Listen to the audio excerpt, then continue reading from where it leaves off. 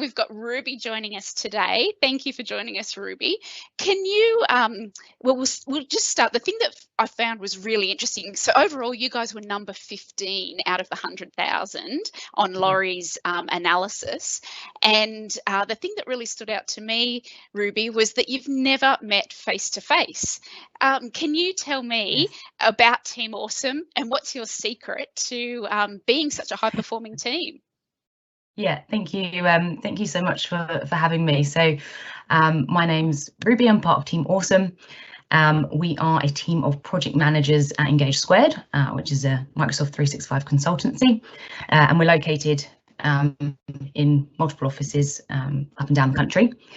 As project managers at Engage Squared, we manage various Microsoft 365 implementations, change adoption projects, and have been working here since March 2019. So I'm super excited to hear that we were one of the top 15 performing teams out of the 100,000 analysed by Laurie and his team. So yeah, thank you very much for having us. Yeah, it's funny because we still haven't met face to face. We did have a all company event back in April, but unfortunately I was somewhere between Perth and Darwin on a road trip. So there's a couple of people in the team that I still haven't met. And in addition to that, we're not actually even really, it's probably worth noting, a team that does work together day to day as other teams might. We're project managers, so we only work on our projects with our project teams, and there's only ever one project manager on each team. So it's amazing that we've been able to come up with these numbers, and it really is testament to the team and how hard we've all worked at investing in our team and communicating with each other.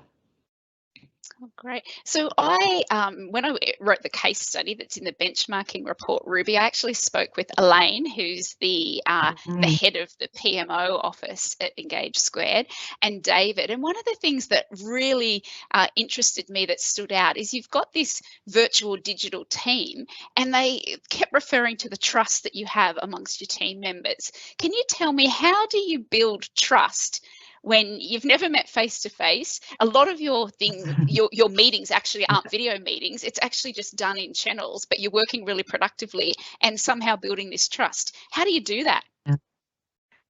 Yeah, so we actually were originally all in Melbourne when COVID hit. There was sort of 3 of us in the Melbourne office, and so we'd had the chance to build that relationship and build that trust. But yeah, as COVID hit, we actually hired a couple of additional members in Brisbane and Sydney. So they were onboarded digitally, as well as having to, start working digitally as well. But yeah, so as I said, as a PM team, we weren't sort of used to building or maintaining a purely digital relationship with one another. It was very much a start from scratch sort of challenge. Obviously, building trust is always hard, but it doesn't happen overnight. But pretty proud of how far the team have come, especially with the pandemic hitting at that time as well. So I think we built trust within the team in sort of 2 ways. One, I think we created a super safe digital space, and that was very much a focus from the top down, from management, as well as individuals sort of bringing that focus in.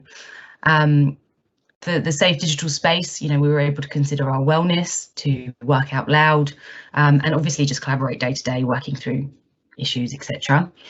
And the second way as well, which I think is super important, that we all built in sort of that level of accountability in the framework in which we work together. So we really did invest in our team's governance, and I think that investment really paid off in terms of being able to communicate reliably with one another.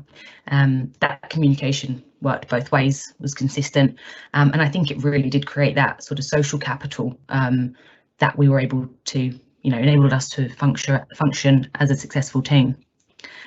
So we were able to sort of not just use the technology and get the business value from it, but we were also able to quickly solve problems, and that was often with the help of one another.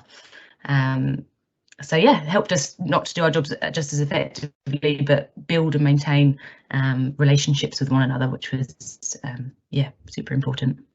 So Ruby, when you're talking about the governance there, did you guys get together as a team and go through literally, this is what our team is going to look like, this is how we're going to use channels, this is where we're going to share files? I mean, was it down to that sort of granular process of really making sure everybody knew how to work in this team? Yeah, absolutely. So we have obviously our team meetings anyway, regular team meetings, project forums, and when the pandemic hit and we did go to remote working, we did all get together and say, right, we've got these new people, one in Brisbane, one in Sydney, 3 in Melbourne, and not just our own team. We manage really diverse project teams day to day as well. We've even got a couple of the office in Perth, and then we've got our Melbourne office as well. And so we thought about how we were going to start using Teams for ourselves and obviously for our larger teams. And we've been using Teams for the last year or two pretty well anyway. So we had a good base to work from, great lessons learned, and some real, we talk to our customers every day about Teams governance. So we had all of the tools and all of the materials we needed. So yes, we did get together and we said, right, these are our regular touch points.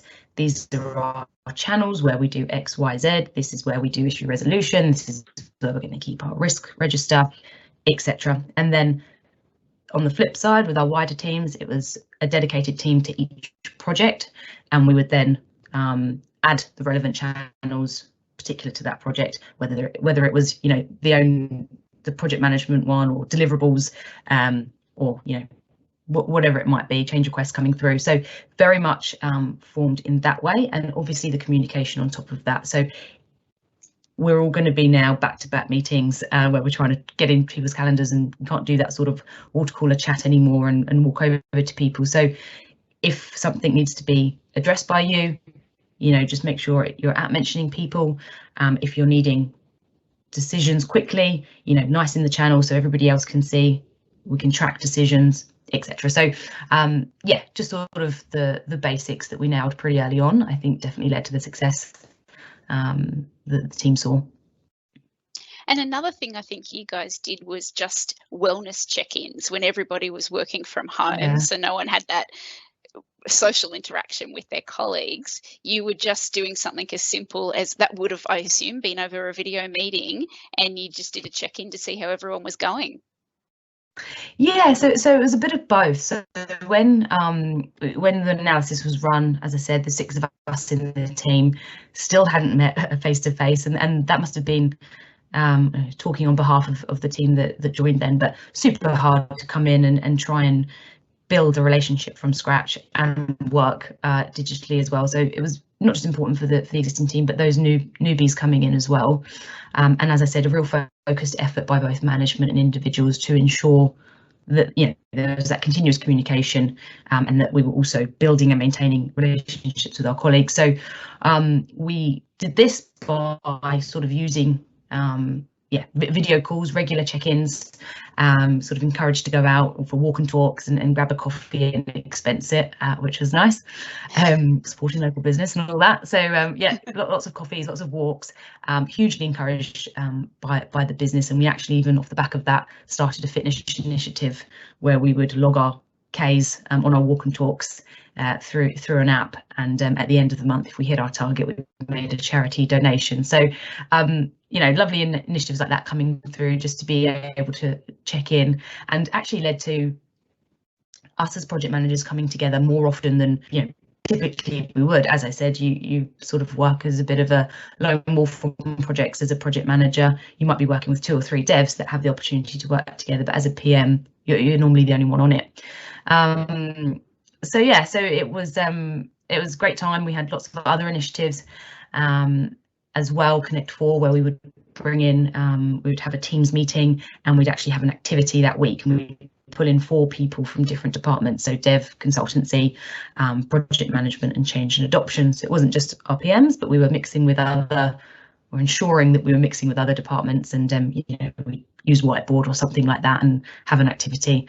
A bit silly, but it was really, really fun, and helped with that, maintaining relationships cross department as well. But yeah, essentially ensuring the regular touch points for both our own team and the wider company was really a focus for, you know, as I said, not just individuals, but it was great to see management really pushing that as well. And another thing I know that Engage Squared are really big advocates of is working out loud. And you guys work out loud as a team, right, in your channel, so it's transparent for everybody in the team, no matter where you are geographically located. You can always get together and keep on top of what everybody else is doing. Yeah, absolutely. And again, a bit of a sign of the time, but it definitely pushed us in the right direction. So we're actually wanting to work out loud, I think, more than usual. When you're not able to communicate face to face in the office, you know, it makes you feel like you've got colleagues again. So being able to use Teams in a variety of ways, you know, was great. So we've obviously got chat. And, you know, to Laurie's point as well, those one-on-one chats aren't necessarily conducive to working out loud. So we did have our chats, but we had said from the beginning, you know, any sort of work-related content, let's be putting it in the channels so that we can track it, other PMs can see, and, you know, take advice from that as well. So that would go over into the relevant team and channel. I use the PM team myself, you know, we use the PM team for anything relevant to my team, from, you know, anything from process to ideation to holiday cover, so that the whole team has visibility. And we also have our project meetings in those dedicated channels as well, so you're able to share the agenda for that meeting, any sort of talking points as well throughout the meeting. And you know, as project managers, love those follow-up tasks and actions. So that really does help us deal with any issues that arise. I mean, resourcing, I think it's been mentioned quite a few times in the case study and things like that. Is probably one of the main issues that we as project managers deal with. So you know, if I need a dev but they're on David's project for the next few weeks, it's really easy for us to have those conversations, because one, we've built that trusted relationship in Teams, but also enables me to get a fast response. You know, it's a great way to keep other relevant colleagues in the loop, the PMO function in general. We've got a resourcing manager as well. So, you know, by simply mentioning them, you're reducing the sort of effort usually required to go and update every single person. And then I suppose talking more broadly, so outside of our PM team, we obviously have the team for each project as well that we work on. So we share risks, key decisions, budget updates, obviously pulling in planner. Again, love tracking in those tracking those tasks as a project manager. So you know, we're really able to sort of chat and talk through every dimension of a project, you know, all the way through to finishing a project, having a customer survey. We've got a flow in the back end that pushes the customer survey from a form into the team, and we can all see it as a project team, or actually as a company, and be commenting on it and taking next steps from that. So super broad in terms of the reach that these teams have across not just, you know, our own teams, but the wider teams. And then an additional layer to that is bringing actually external clients in, or external guests. We have Microsoft in there, we have individual clients as well, or vice versa. Sometimes we're in their team, which obviously enables us to bring them in on the conversations we're having, and sharing that documentation. So massively reducing, I can totally see a difference from last year to this year, or sorry, the year before, you know, reducing that double handling of information, which saves so much time my side.